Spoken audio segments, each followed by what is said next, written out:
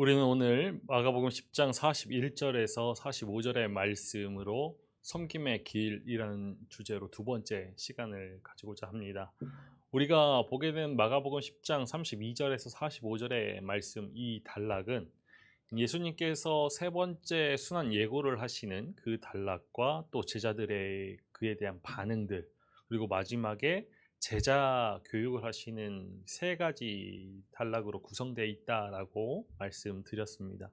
이러한 구성은 첫 번째와 두 번째 순환 예고 단락에서도 동일하게 나타난 것이다 하였죠.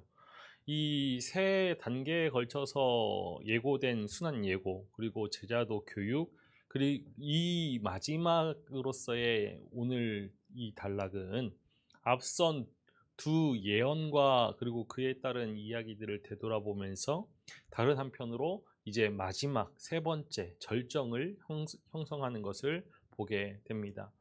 우리가 두 달여의 방학을 끝내고 새롭게 또 마가복음을 다시 시작하는데, 마지막 시간이었던 직전 마가복음 10장 32절에서 40절의 말씀을 통해서 섬김의 길이라는 주제로 첫 번째 시간을 보았을 때 세 번째 순환 예고 그리고 제자들의 반응을 보았는데, 제자들은 예수님의 길을 오해하였고 또 야고보와 요한은 예수님의 좌편과 우편에 앉게 해달라고 요구하였죠. 그러나 분명히 새 출애굽의 하나님 나라에 참여하려면 이러한 권력에 대한 욕구, 그리고 세상적인 가치, 세상적인 사고를 내려놓아야 한다라는 것을 우리가 보았습니다. 복음은 가치 전복적이죠. 세상의 길을 따르는 모습으로 새 출애굽의 메시아를 따를 수는 없습니다. 십자가의 복음, 그 부활의 복음을 영접하였다라면은 우리가 가진 그런 세상적인 가치들, 세상적인 사고들을 전복시켜야 하는 것이죠. 이 다른 제자들은 야고보와 요한의 권력 추구를 바라보면서 분노하게 됩니다. 우리 마가복음 10장 41절의 말씀을 읽어보겠습니다. 열 제자가 듣고 야고보와 요한에 대하여 화를 내거든. 제자들이 분노한 이유는 아마도 그들 역시도 권력을 추구하였기 때문입니다. 그들은 앞서 이미 누가 더 큰지 논쟁하였던 사람들이기에 야고보와 요한처럼 더 큰 권력을 차지하기 원하였을 것입니다. 이에 예수님께서 그들에게 권력을 추구하지 않도록 가르치시죠. 우리 마가복음 10장 42절에서 44절의 말씀을 읽어보겠습니다. 예수께서 불러다가 이르시되 이방인의 집권자들이 그들을 임의로 주관하고 그 고관들이 그들에게 권세를 부리는 줄을 너희가 알거니와 너희 중에는 그렇지 않을지니 너희 중에 누구든지 크고자 하는 자는 너희를 섬기는 자가 되고 너희 중에 누구든지 으뜸이 되고자 하는 자는 모든 사람의 종이 되어야 하리라. 이 말씀을 원어로 직역하게 되면은 43절에 너희를 섬기는 자가 되고 또 44절 마지막에 모든 사람의 종이 되어야 하리라. 이 되고 되어야 하리라, 이 원어가 에스타인데 되어야 하리라가 아니라 될 것이다 라고 해석하는 것이 좀 더 나을 듯합니다. 이 마가복음 10장 43절과 44절에 등장하는 원하다라는 동사, 예, 너희 중에 누구든지 크고자 하는 원하다, 원하는, 그리고 너희 중에 누구든지 으뜸이 되고자 하는 원하는, 이 동사는 앞선 마가복음 10장 35절과 36절에 나오는 원하다라는 동사를 반복하고 있죠. 원하옵나이다, 원하느냐. 이 앞선 35절과 36절에 따르면은 더 크게 되기를 원하는 자, 으뜸이 되기를 원하는 자는 예수님의 좌우편 권자를 앉기를, 그 권력을 추구하는, 소망하는 야고보와 요한입니다. 예수님께서 이 야고보와 요한에게 어떻게 하면 이런 권자를, 권력의 자리를 차지할 수 있는지 가르치시지 않았고, 오히려 그것을 추구하지 말아야 함을 가르치시는 것이죠. 그러니까 마가복음 10장 43절과 44절은 이 야고보와 요한에게 그리고 이들 못지않게 권력의 자리를 원하는 제자들에게 권력을 탐하지 말라라는 것을 가르치시는 제자 교육의 말씀으로 우리가 받아들일 수 있습니다. 예수님께서 12제자들을 가까이 부르시죠. 우리 42절의 말씀을 다시 한번 읽어보겠습니다. 예수께서 불러다가 이르시되 이방인의 집권자들이 그들을 임의로 주관하고 그 구관들이 그들에게 권세를 부리는 줄을 너희가 알거니와. 우리가 읽은 말씀에서는 불러다가라고 말씀하고 있지만 이 동사를 해석해 보면 가까이 부르시는 그런 뜻이지요. 이 많은 경우에 예수님께서 12제자를 불러서 어떠한 임무를 주시거나 제자도의 가르침을 주실 때 등장하는 동사가 이 불러다가 부르시니입니다. 이어지는 가르침 역시 이러한 맥락에서 이해할 수 있는 것이죠. 예수님은 제자들이 추구하는 그런 서열, 이 높은 서열, 그리고 그에 따른 권력, 이것은 이방 통치자들이 행하는 그러한 지배 방식이라고 지적하고 계십니다. 이방인의 집권자들이 그들을 임의로 주관하고 그 고관들이 그들에게 권세를 부리는 줄을 너희가 안다라고 하였을 때 이방인의 집권자들, 고관들, 그들은 로마를 가리킵니다. 당시 로마는 군사적인 힘에 의존하여서 지중해 그 지역 전역을 정복하고서 자신들이 가지고 있는 그 지위와 힘에 의존한 통치라는 그러한 지배 방식을 그런 식민지, 피지배 지역 민족들에게 견고히 세워가고 있었죠. 아마도 이런 제자들의 서열 다툼, 이것은 이런 어떤 점에서 이 자신들을 지배하고 있는 그러한 로마의 가치를 쫓아간 결과라고 우리가 볼 수 있습니다. 이 이방 나라 로마의 지배 방식이 어떠한 그런 길을 통하여서 제자들에게 영향을 주었느냐?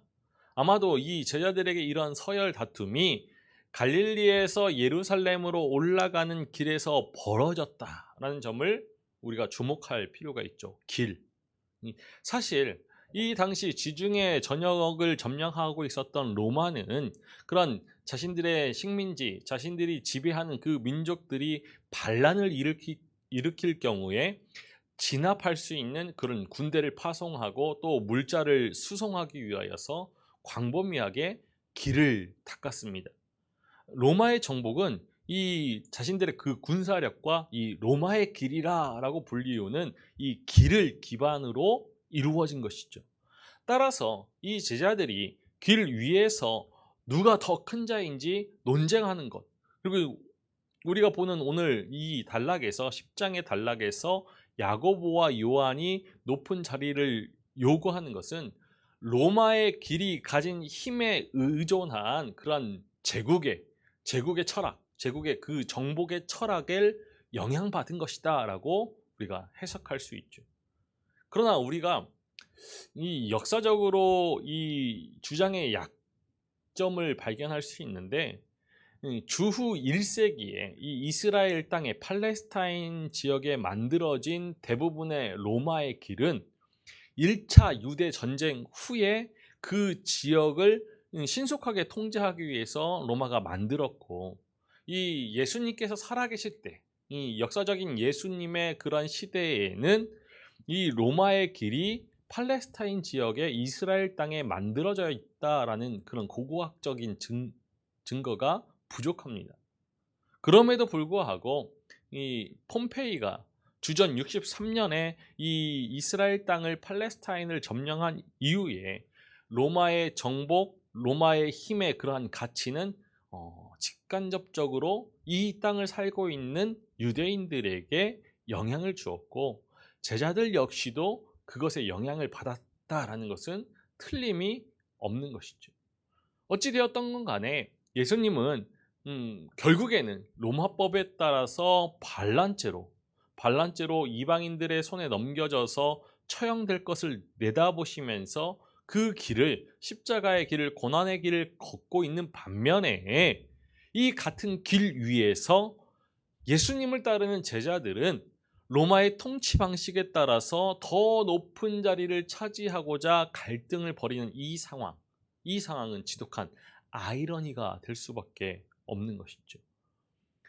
이어서 예수님은 제자 공동체의 그 삶의 방식을 제시해 주시는데 그 시대의 일반적인 가치관과 비교하는 방식을 택하시죠.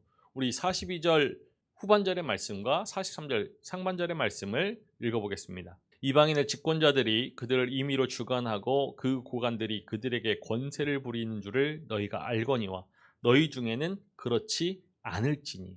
권력을 휘두르는 주체인 고관들은 앞서 제자들의 논쟁의 주제가 되었던 누가 더 큰지, 큰 사람들이 되는 것이죠. 제자들이 더 큰 자가 되려는 이 다툼은 권력을 휘두르는 그 위치를 위한 경쟁이었고, 그런 다툼이 있었다. 이것은 이미 그 시대의 가치관이 이 공동체, 제자 공동체에게 스며들어 있다라는 것을 말해주는 것입니다. 하지만 예수님을 메시아로 따르는 자들은 이런 제국의 지배 방식, 굴림, 이 방식과 다른 삶의 방식을 삶의 원리로 삼아야 하는 것이죠. 그 가치관은 가히 전복적이다. 복음은 전복적이다라고 우리가 말할 수 있습니다. 우리 마가복음 10장 43절 하반절과 44절의 말씀을 읽어보겠습니다. 너희 중에 누구든지 크고자 하는 자는 너희를 섬기는 자가 되고, 너희 중에 누구든지 으뜸이 되고자 하는 자는 모든 사람의 종이 되어야 하리라. 이 크게 되고자 하는 자가 너희의 섬기는 자가 되고, 더 큰 욕심을 부려서 으뜸이 되고자 하는 자는 모두의 종이 될 것이다 라는 점층법적인 이 평행구조를 가지고 있죠. 크게 되고자 하는 자는 너희를 섬기는 자, 으뜸이 되고자 하는 자는 모두의 종. 더 높은 자가 되고자 할수록 더 낮은 자리에 처하게 될 것이고, 더 욕심을 부리면 부릴수록 더 비참한 결과에 도달할 것이다 라는 경고의 말씀이 이 평행법 구조에 담겨져 있는 것입니다. 이 43절의 말씀의 강조점은 으뜸이 되고자 하는 그러한 욕심을 버리라 라는 경고인 것이죠. 이러한 욕심을 가진 자는 다른 제자들의 섬기는 자와 같은 그러한 신세가 될 것이고, 심지어 이방인에게도 종처럼, 노예처럼 짓밟힐 것이다 라는 거죠. 이것이 교회에서 권력을 추구하는 교권주의자들의 비참한 종말에 관해서 43절이 경고하는 바인 것이죠. 교회에서 가장 높은 자리에 오르려고 무던히 애를 쓰는 자들은 이 심판의 말씀, 경고의 메시지를 들어야 합니다. 그리고서 참다운 제자, 참다운 신앙의 삶을 살아가려면 모든 욕심을 버리고서 자유함을 얻어야 하는 것이죠. 섬기는 자, 그리고 종, 이 두 명사 모두 다른 사람의 그러한 필요를 시중두는 그러한 위치에 있는 신분의 사람을 말하고자 할 때 구분 없이 사용됩니다. 섬기는 자, 종. 이 계급 구조의 꼭지점, 그 서열의 꼭지점에 오른 자, 큰 자, 첫 번째가 되고자 하는 자는 그 서열의 가장 마지막 밑바닥에 있는 섬기는 자, 종이 되어야 한다는 것. 이것이 바로 예수를 메시아로 믿고 따르는 제자 공동체, 그 신앙의 공동체가 살아가야 할 삶의 방식이죠. 예수님의 이러한 혁신적인, 전복적인 이러한 용어를 사용하는 것은 마가복음 도입부와 이 종결부에 등장하는 그런 열병이 치유된 이후에 예수님과 그 일행들을 섬겼던 베드로 장모, 그리고 갈릴리에서부터 십자가에까지 예수님을 따르면서 섬겼던 여인들, 이 베드로 장모와 여인들을 각각 새롭게 조명하는 그런 말씀이기도 합니다. 마가복음에서 이렇게 수미상관을 이루면서 섬김의 제자도의 모델로 제시되고 있는 것, 그것은 다름 아닌 여인들이었기 때문이죠. 마가복음 8장 27절에서 오늘 이 10장 52절까지, 이 10장의 마지막까지 이 큰 대단락에서 지금까지 다뤄진 다양한 주제들, 어린아이를 대하는 자세들, 작은 자들과의 관계, 그리고 결혼과 이혼, 그리고 부에 대한 그런 태도 등 이러한 모든 것들은 제자 공동체가 살아가야 할 삶의 방식으로 제시되었던 것들이고, 그 성격은 당시 가지고 있던 그런 전통의 관습들, 전통과 관습이 그렇게 받아들이고 있는 용인하는 그러한 표준을 뛰어넘는 혁신 그 자체였죠. 전복적이었습니다. 그리고 그러한 가르침의 밑바닥에는 예수님이 살아가는 그러한 존재의 방식들, 종말론적인 그 예수님의 사역의 결과들이 자리 잡고 있는 것이죠. 이에 너희 중에는 그렇지 않을지니, 그대들 가운데는 그렇지 않소라고 말씀하신 후에 제자 공동체에서 지도자의 자세가 어떠해야 하는지 인자의 예를 들어서 예수님이 설명해 주십니다. 우리 마가복음 10장 45절의 말씀을 읽어보겠습니다. 인자가 온 것은 섬김을 받으려 함이 아니라 도리어 섬기려 하고 자기 목숨을 많은 사람의 대속물로 주려 하심이라. 예수님께서는 권력을 추구하는 제자들에게 으뜸이 되는 그러한 방법론을 가르치지 않으시죠. 오히려 권력을 추구하는 자는 하나님 나라에서 가장 낮은 자리에 처하게 될 것이다라고 경고하셨습니다.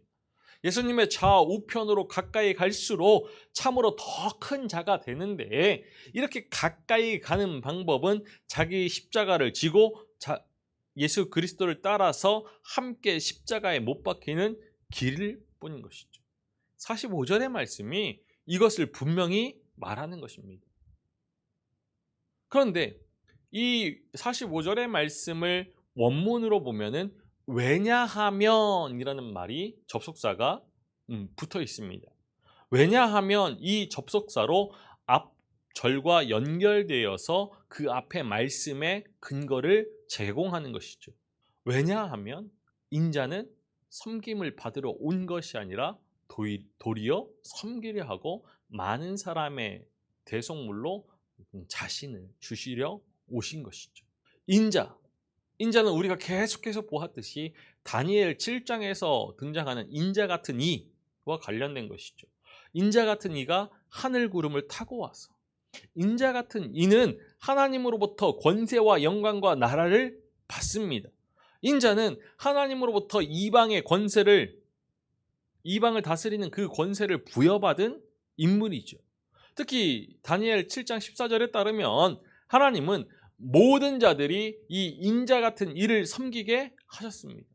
예수님의 의도는 분명합니다. 인자조차도 그에게 약속된 그 섬김을 받을 권리를 포기하면서 도리어 섬김의 길을 가는데, 하물며 예수님을 따르는 자들은 어떠해야 하는가 스스로 판단하게끔, 스스로 깨닫게끔 하신 것입니다. 그런 후에 이 45절의 후반부는 인자의 소명을 다음과 같이 밝히는 것이죠. 섬김을 받으려 함이 아니라 도리어 섬기려 하고 자기 목숨을 많은 사람의 대속물로 주려 함이니라. 여기서 섬김을 받으러, 섬기고 주기 위해 왔다, 이 말씀 가운데 이 세 개의 목적의 부정사와 왔다라는 동사의 이런 결합은, 인자는 섬김을 받기보다는 섬기고 또 그의 목숨을 주기 위해 왔다라는 그러한 뜻을 강하게 드러내고 있습니다. 이 세 개의 목적 부정사를 이끌고 있는 그런 동사 왔다는 이 현 본문의 의미를 이끄는 그런 키워드가 되는 것이죠. 인자가 왔다. 인자가의 옴은 무엇을 가리킬까? 이런 왔다라는 것은 어디에서 어디로 왔다라는 그런 지역적 이동의 표지로 보는 것이 아니지요. 예수님의 그런 선제하심, 예수님의 강림을 전제로 한 억구로 보는 것이 맞습니다. 내가 왔다. 무엇 때문에 그런 목적, 무엇 때문에 왔다. 섬김을 받으려 하는 것이 아니라 섬기기 위해서 왔다. 내 목숨을 많은 사람의 대속물로 주기 위해서 왔다. 이것은 예수님의 그런 소명을 표현하는, 예수님의 소명을 알려주는 그러한 맥락에서 종종 등장했고, 오늘 본문의 맥락도 예외가 아니기 때문에 인자가 하늘로부터 이 땅에 온 목적은 섬기고 또 자기 목숨을 주는 데 있음을 선언하고 있는 것이죠. 내가 왔다. 나의 소명은 섬기는 것이고 나의 목숨을 많은 사람의 대속물로 주는 것이다. 예수님은 자신의 목숨을 많은 사람을 대신하는 그러한 대속물로, 속량물로 내놓으시겠다라고 말씀하십니다. 우리가 먼저 관심해야 할 것은 대속물, 헬라어로 리트론인데, 이것은 노예나 죄수, 인질, 동물 혹은 온 땅을 해방시키기 위해서 지불하는 몸값을 이야기하는 것입니다. 그리고 이 리트론의 동사는, 대속물의 동사는 대속하다, 속죄하다, 이 해방시키는 행위 자체를 가리키는 것이죠. 그러니까 자신의 몸을 대속물로, 속량물로 삼겠다라는 그 말씀은 섬기고와 병렬되어서 뒤따르고 있기 때문에 자신의 목숨을 대속물로 주는 것, 이것은 섬김의 구체적인 실천 행위로 이해할 수 있습니다. 구약에서 속량물의 종류는 돈, 물질, 동물이었는데 사람의 목숨이 속량물이 될 수 있다? 이것은 정말 뜻밖이라고 여겨질 수 있는 것이죠.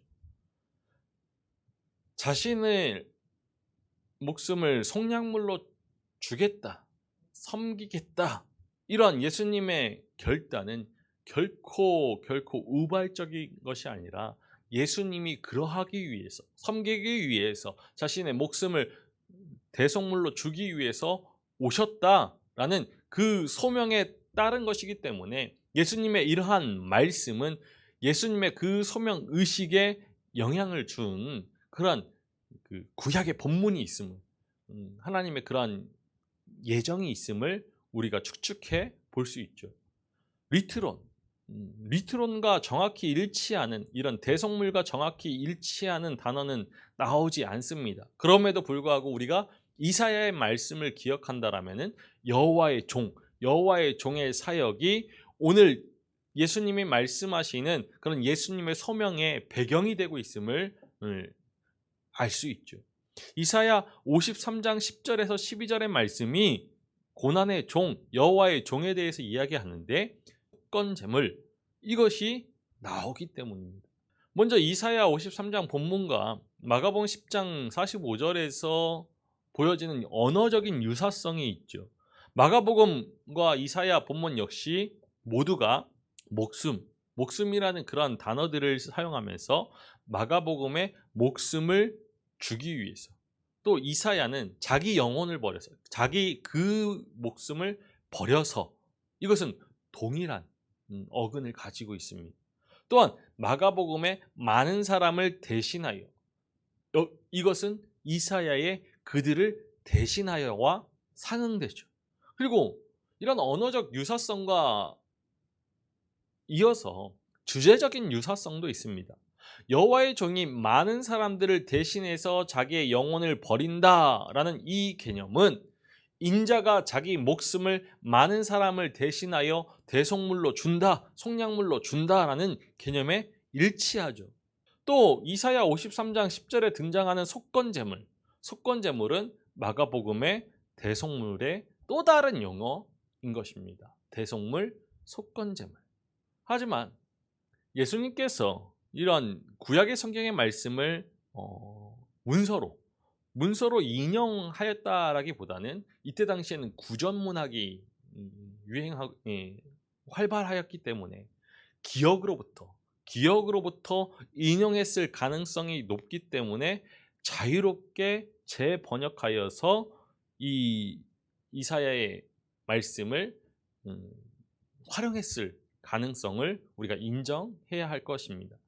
게다가 다른 사람의 자유를 위한 희생물이라는 점에서 속건제물과 대속물은 공통점이 있는 것이죠.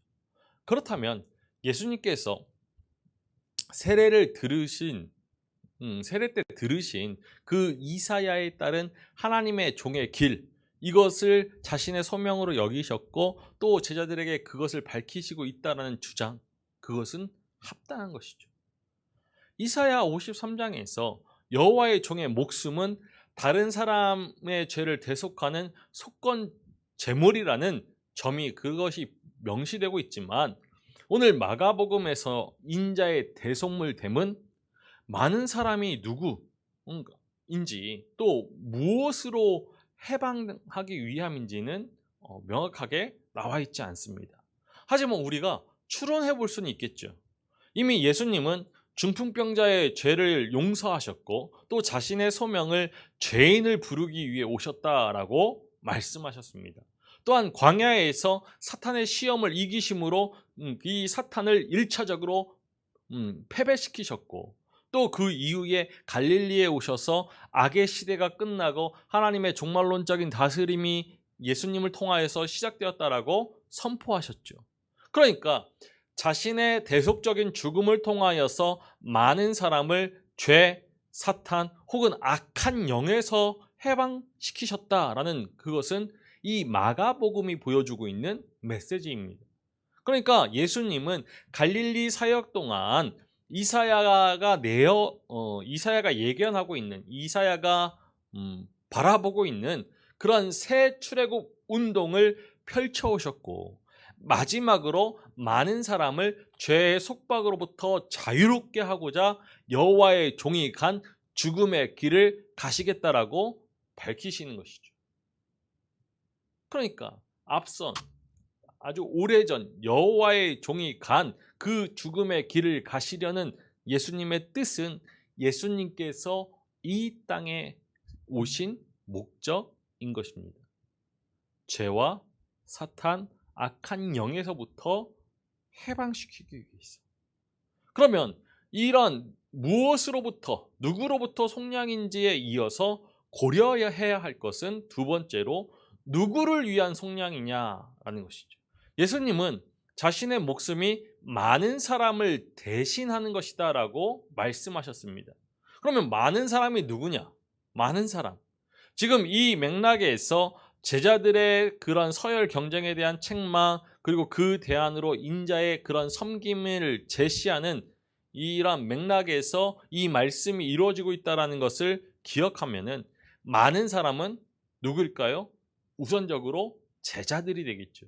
물론 그렇다고 그 인자의 속량의 그러한 대상이 이 제자들이라는 주장은 12명, 이 제자 12명만 그러한 속량의 수혜자가 된다는 것을 말하는 것은 아니죠. 12제자는 예수님께서 불러 모으시려 한 새 이스라엘을 상징하는 인물들이기 때문입니다. 그러니까 예수님의 하나님 나라 선포는 이스라엘 전체를 대상으로 이 이스라엘 백성들을 회개케 하는 사역이었습니다.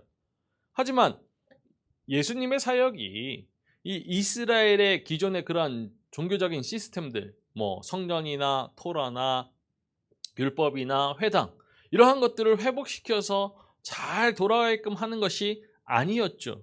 오히려 예수님을 통하여서 하나님 나라가 도래하고 있다라는 그러한 믿음을 가진 예수님은 예수님을 따르는 사람들을 중심으로 새 이스라엘을 조직합니다. 새 출애굽을 일으키시죠.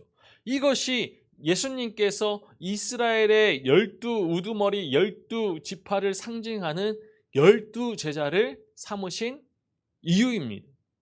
그리고 이 후에 이 12과 함께 최후의 만찬, 마지막 만찬에서 새 언약을 체결하시죠. 예수님의 이러한 사역은 예수님의 그 하나님 나라 선포 사역의 궁극적인 목적에는 종말론적인 이스라엘, 새 이스라엘을 불러 모아서 그 새 이스라엘과 새 언약을 체결하는 일이었음을 말해주는 것입니다.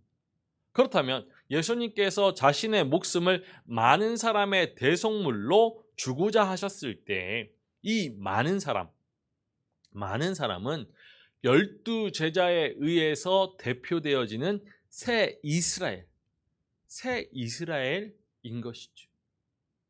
12제자로 대표되는 새 이스라엘은 더 이상 인종과 민족에 의해서 규정되지 않고 오히려 새 언약의 체결식이었던, 새 언약을 체결하는 자리였던 그 마지막 만찬이 우리에게 전해주는 것처럼 그의 몸과 그의 피를 먹고 마시는 사람들입니다. 예수를 메시아로 믿어서 그의 대속적인 죽음의 그런 은총을 입는 것이 새 이스라엘의 자격 조건인 것이죠. 예수님께서 자신의 목숨을 그런 대속물로 주어서 많은 사람, 곧 선택받은 새 이스라엘을 죄와 죽음 그리고 악한 영으로부터 해방시키시는 새 출애굽을 염두에 두셨다. 이것이 우리에게 주는 메시지입니다.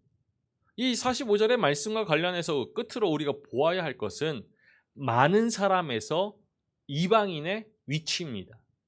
예수님께서 많은 사람의 이방인까지도 포함될 것이다 라고 믿으셨다라면은 어떤 근거에서 이스라엘의 메시아가 이방인을 위한 메시아가 될 수 있는지를 우리가 알아야죠.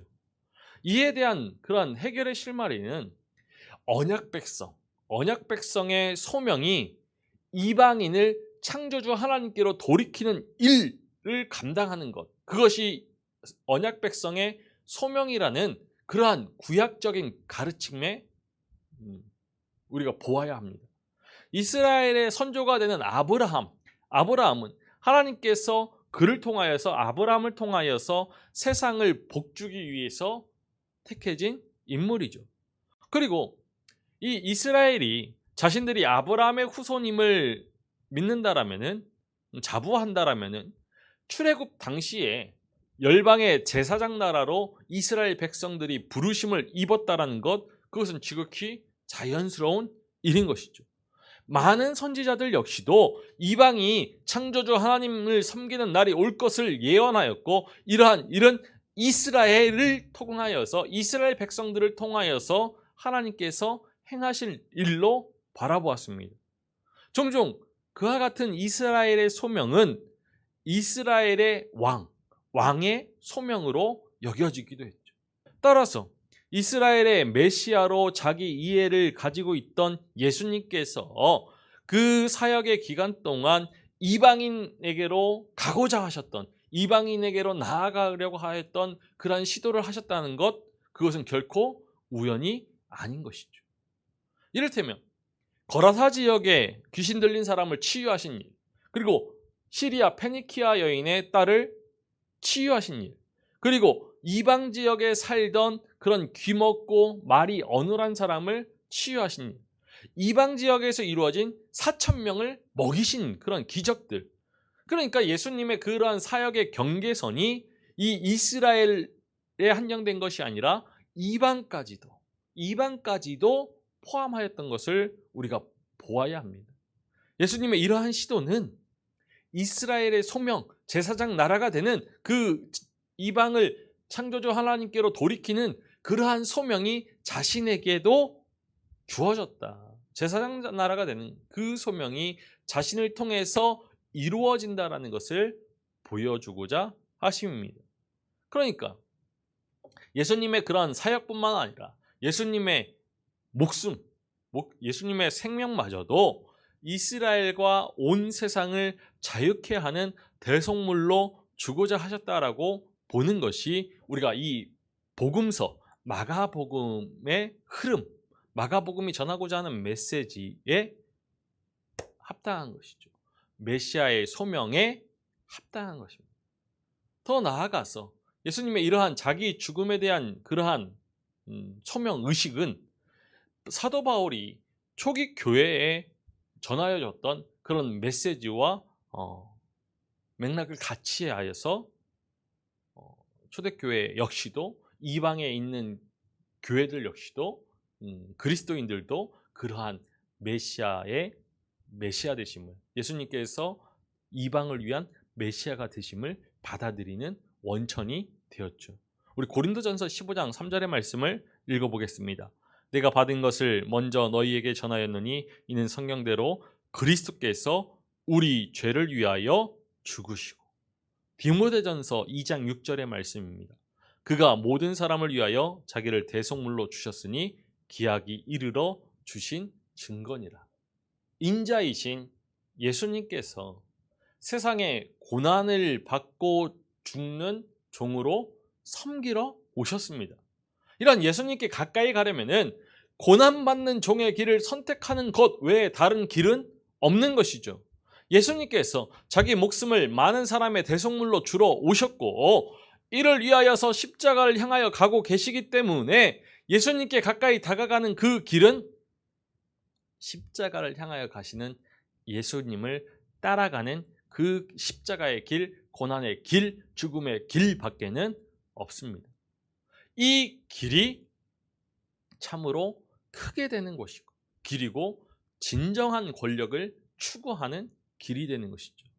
그런데 예수님의 이러한 섬김의 길 대신에 십자가의 길 대신에 권력의 길을 추구하는 그러한 자는 예수님으로부터 점점 멀어져서 더 낮은 자리로 가게 될 뿐입니다. 참으로 큰 자는 예수 그리스도의 복음, 메시아의 복음을 깨닫고 그 복음 앞에 산산조각 가슴으로 십자가로 부르시는 예수님의 부르심을 따라가는 자입니다. 하나님 나라에 있어 참으로 큰 자는 십자가로 가까이 나아가는 사람이죠. 우리를 부르시는 부르심은 십자가의 부르심입니다. 십자가에서 맞이하는 그 죽음으로 부르시는 것이죠. 우리 모두가 이러한 부르심을 받았고 이것이 가장 위대한 부르심입니다. 권력을 추구하는 길을 가면서 자신의 명예, 자신의 성공에 연연한다라면 그것은 가장 보잘것없는 사람이 되는 길이죠. 예수님께서 우리를 오라고 부르십니다. 십자가 위에서 우리를 부르시죠. 그 보혈의 피로 죄 사함, 대속을 받으라고 부르십니다. 죄 사함을 받고 함께 고난의 잔을 마시도록 우리를 부르시죠. 이 성찬, 그리스도의 몸과 피를 먹고 마시는 성찬의 부르심을 받은 자는 예수님께서 진정 사랑하는 제자이고 예수님께서 진정 기뻐하시는 자일 겁니다. 예수님께서 그 기뻐하시는 자에게 고난의 잔을 주십니다. 이 고난의 잔을 받아 들고서 예수님께서 가신 길, 섬김의 길, 십자가의 길을 따라가는 것이 우리가 살아가야 할 믿음의 삶인 것이죠. 우리 모두가 이 부르심을 겸손히 듣고서 온전한 마음으로 순종하여 섬김의 길을 따라 나설 수 있기를 간절히 소망합니다.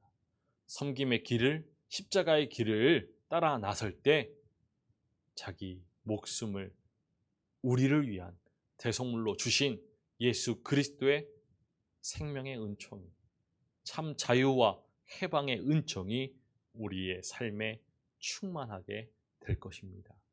이러한 은혜가 우리 모두에게 있기를 주님의 이름으로 축원합니다. 기도하시겠습니다. 살아계셔서 찬양받으시기에 합당하신 아버지 하나님, 우리를 위하여 우리 주 예수 그리스도를 이 땅에 보내어 주심에 참으로 감사를 드립니다. 섬김을 받으려 온 것이 아니라 도리어 섬기려 왔노라. 많은 사람을 위해 대속물로 그 생명을 내어주기 위해 왔노라 말씀하시면서 예수 그리스도를 따르는 믿음의 삶이 제자의 삶이 어떠해야 하는지를 말씀하시는 주님의 말씀을 듣습니다. 주님, 우리가 세상의 가치와 세상의 사고로 주님을 바라보는 것이 아니라 믿음의 가치와 믿음의 사고로 주님을 바라보면서 참다운 제자의 삶을, 참 믿음의 삶을 살아가게 하옵소서. 예수님께서 걸어가신 그 길을 바라보면서 고난의 쓴 잔을 주님과 함께 마시며 십자가의 길을 걸어서 참 자유와 참 생명을 얻을 수 있게 하옵소서. 주님, 주님, 우리를 둘러싼 모든 것들, 세상의 모든 어려움과 세상의 모든 악함과 세상의 모든 거짓에서부터 자유케 하시고 온전히 우리의 마음을 주님께 드리고 우리의 심장을 주님께 바쳐서 주님을 닮아가는 그런 믿음의 삶이 되게 하여 주옵소서. 주님, 오늘도 자기를 부인하고 자기 십자가를 짊어지는 그 믿음의 삶으로 주님께로 한 걸음 한 걸음 더 가까이 나아가게 하옵소서. 감사를 드리며 우리 주 예수 그리스도의 이름으로 기도하옵나이다. 아멘.